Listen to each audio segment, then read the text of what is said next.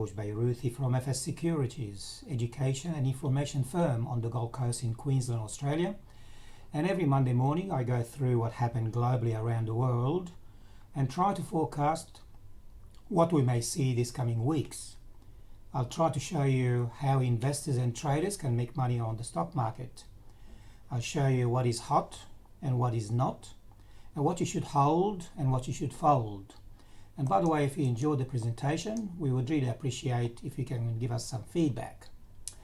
Well, overnight, in the middle here, you see what happened. The Dow on Saturday morning closed 1.1% higher, and the S&P 500, the broader index, was up 1.4%, and the Nasdaq was up 1.65%. In Europe, the Stoxx 50 index, which comprises most major European markets, was down 1.5%. The FTSE 100 index was down 1.3%.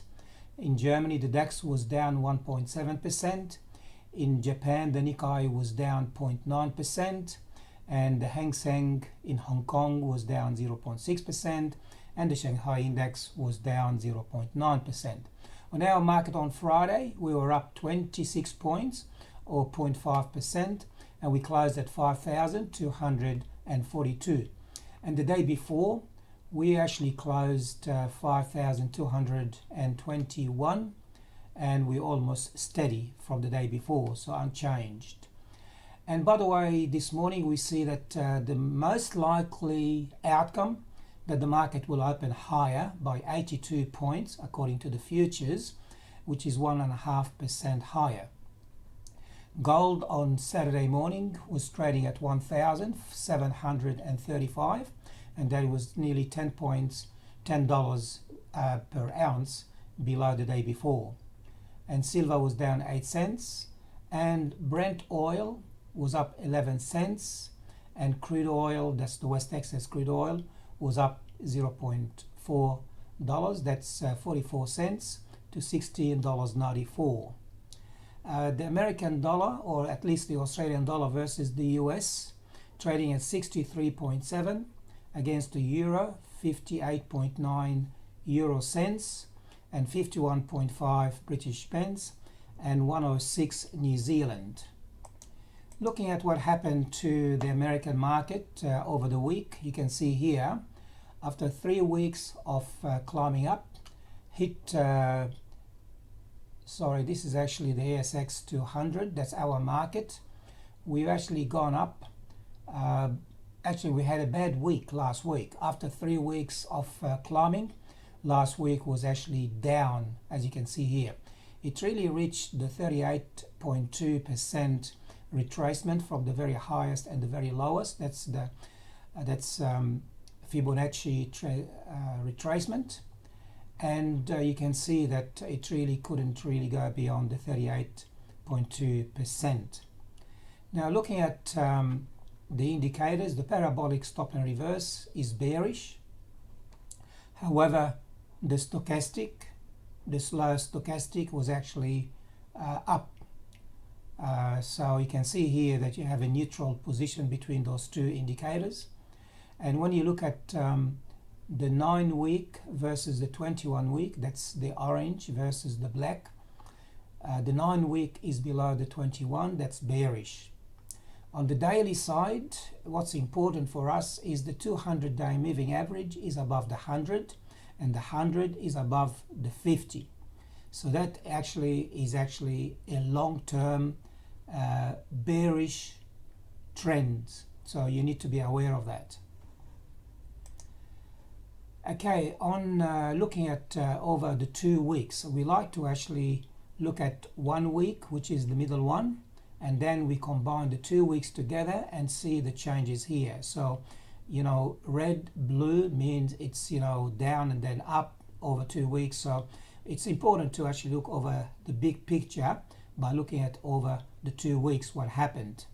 So over the full week and from around the globe, we start with the Dow Jones Industrial Average, which makes up the top 30 US stocks, which had a down 1.9%, as you can see here, and that is 467 points.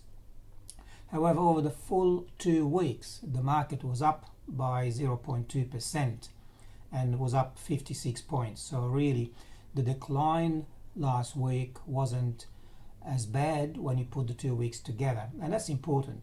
Well, what does it mean for our local market? The ASX, as I mentioned, it's if any indication, is showing that our market will open 82 points higher. On the commodity, gold on Saturday closed at 1,745. When you put the 2 weeks together, the market was still up $5.10 US per ounce, which is up 0.3%. However, silver hasn't done very well at all over 2 weeks. It was down 3.5%. West Texas crude oil was down 26% over 2 weeks.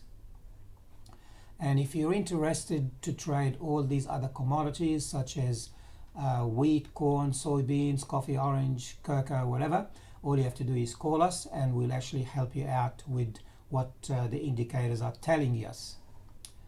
Okay, now in terms of our mechanical system, it's a system that we have designed over the last 25 years.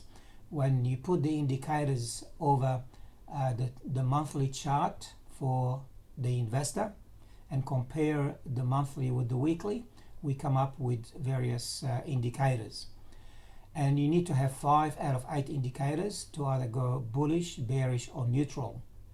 If there is a contradiction between the monthly and the weekly, then we go neutral. For the very aggressive traders, of course, we take much too short-term charts. For instance, the conservative trader, we look at the weekly and the daily. And for the very aggressive trader, we look at much shorter terms. And then we have, this is what's happened on Saturday morning, what we've got from the indicators, the week before and the week before. So you see 3 weeks in a row. So we can actually, at least we compare what happened. Well, 3 weeks ago, we said we are bullish on gold, and we continue to stay bullish on gold. And for those people who traded gold for the last 3 weeks, you may have made a bit of money. Silver, on the other hand, we were actually bullish for the very aggressive, and then we turned still very bullish for the very aggressive. And then on Saturday morning, we say that silver as a commodity went actually bearish for the conservative trader, the very aggressive trader as well, and the aggressive trader. And you want information on these indicators, we run programs, education programs. You have to tell us what you need, what you want, and we'll try to help you out with some courses tailor-made for you. Now, in terms of crude oil, we were very bearish, as you know, and then on Saturday morning we turned neutral. However, for the very long-term investor, we are still bearish. When you look at the daily, and this is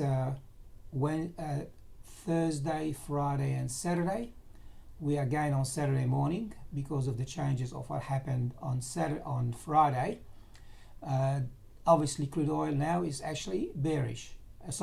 Bearish for the very long-term investor, but for the very aggressive trader, we may see some bullish trend. Of course, every day that changes, and that changes once a week. So we don't touch it. Once it's there on Saturday, we have to wait until the end of the week before we change it. However, during that week, during this coming week, all these indicators will change daily.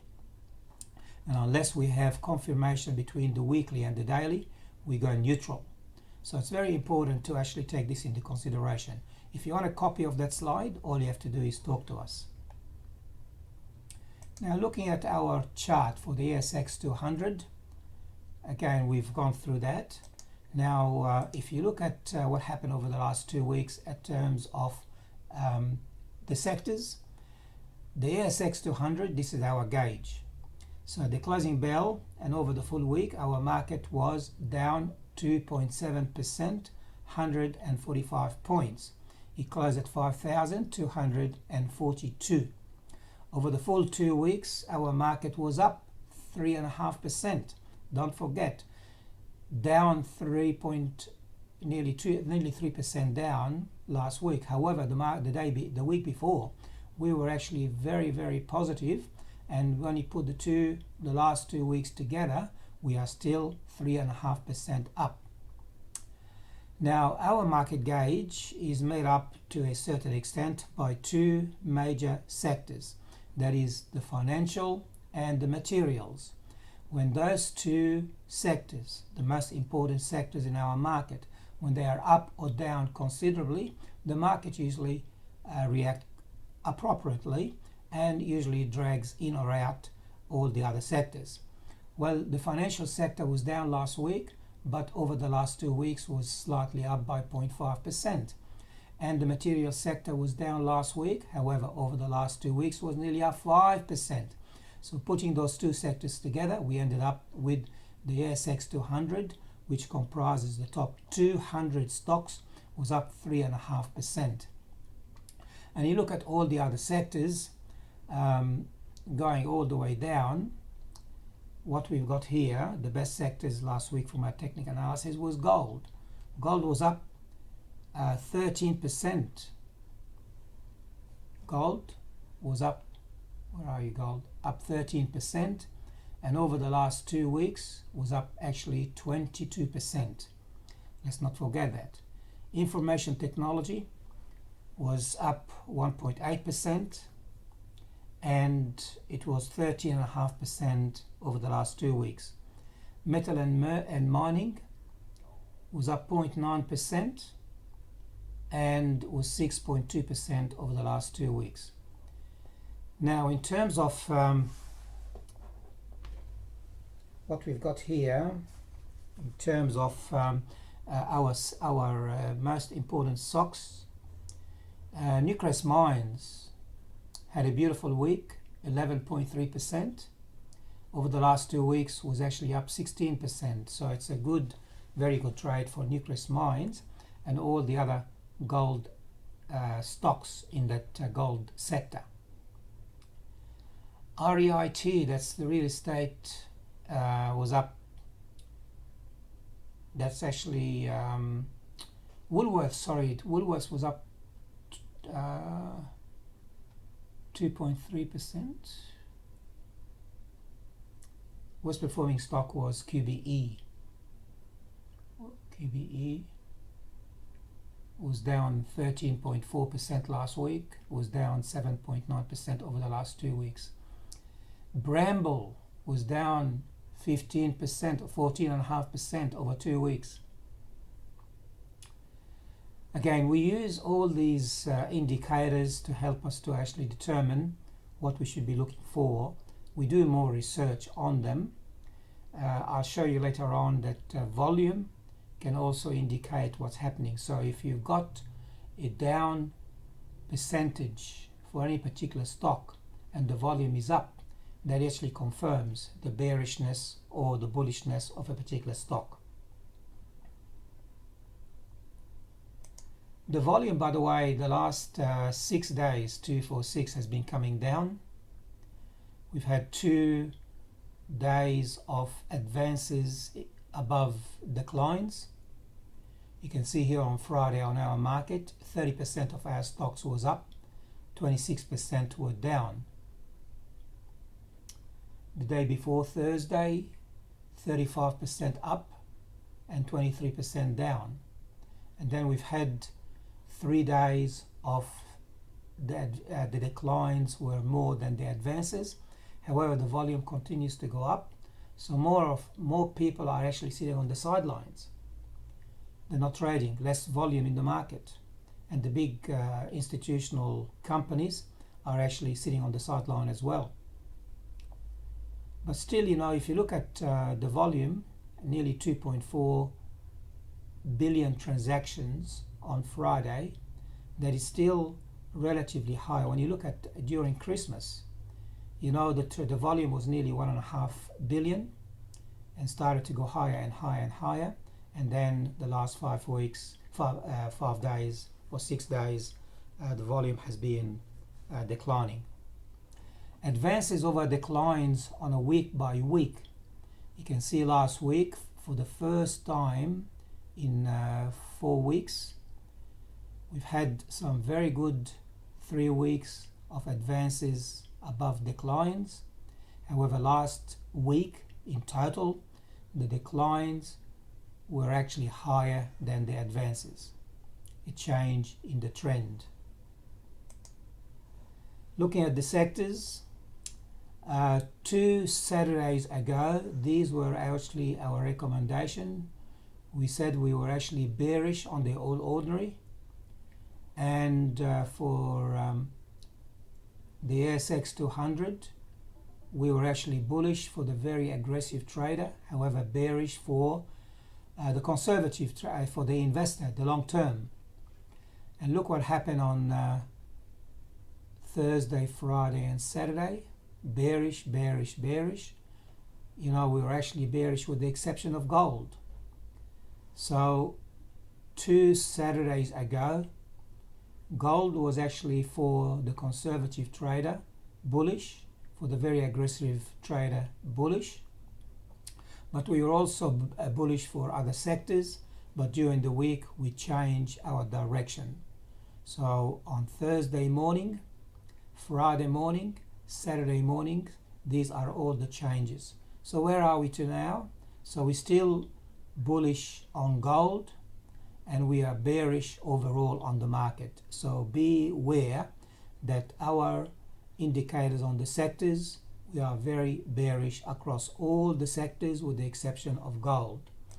Now looking at our daily and look at our stocks, again 2 Saturdays ago we recommended to go bearish on ANZ, and we continue to be bearish on ANZ Thursday morning, Friday morning and Saturday morning.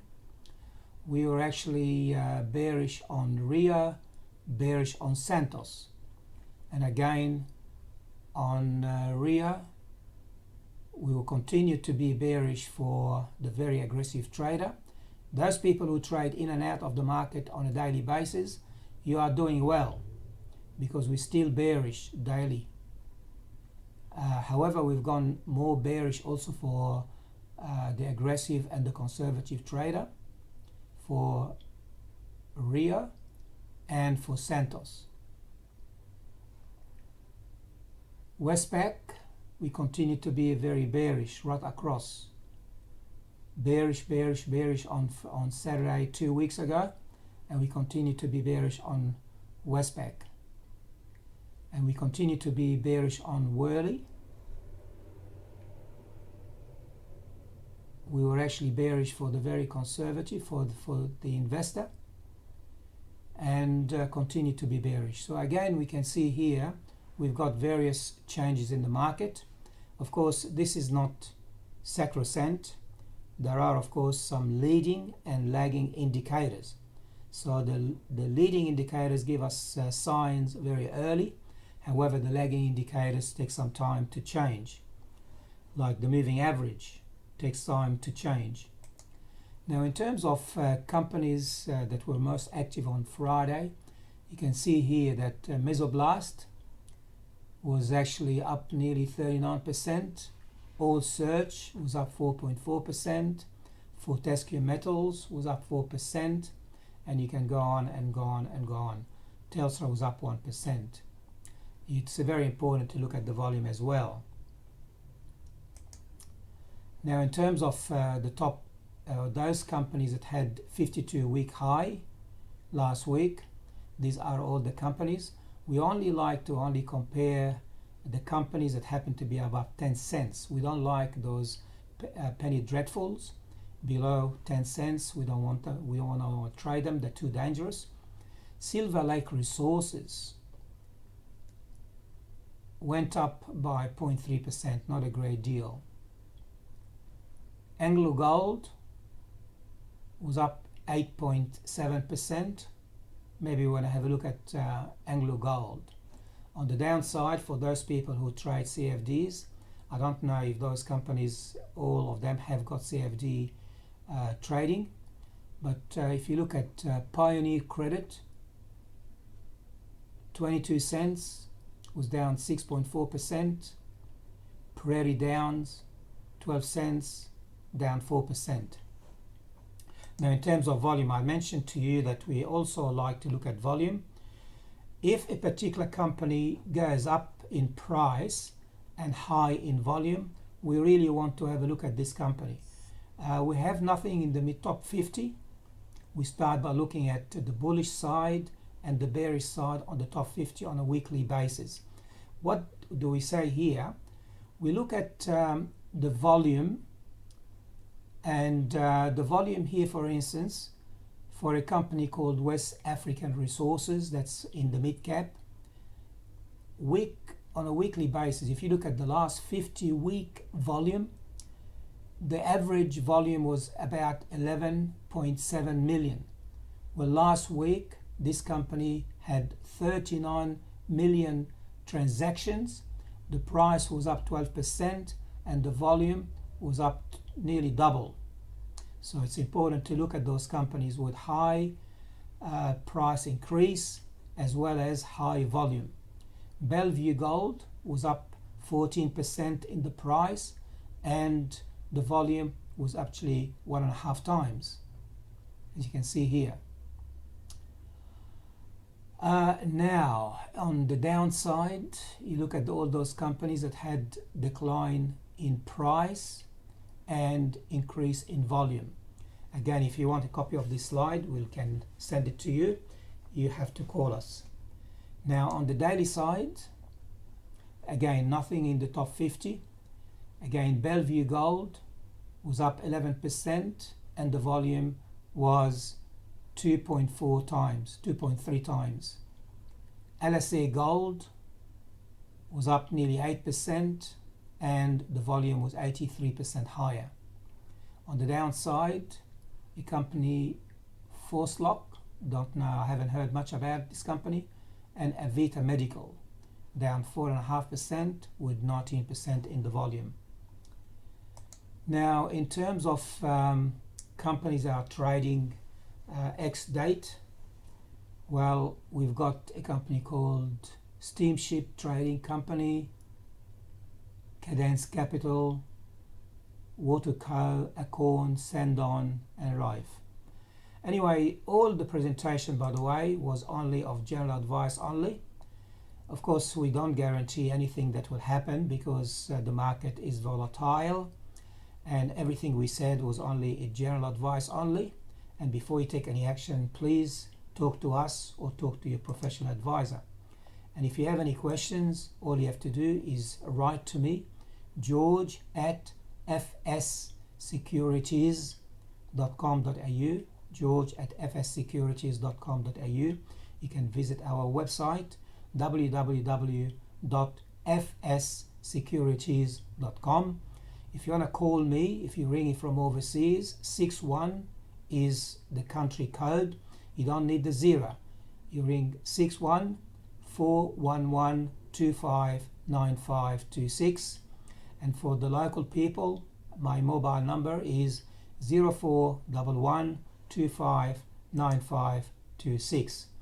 Well, happy trading and have a good day and have a good week.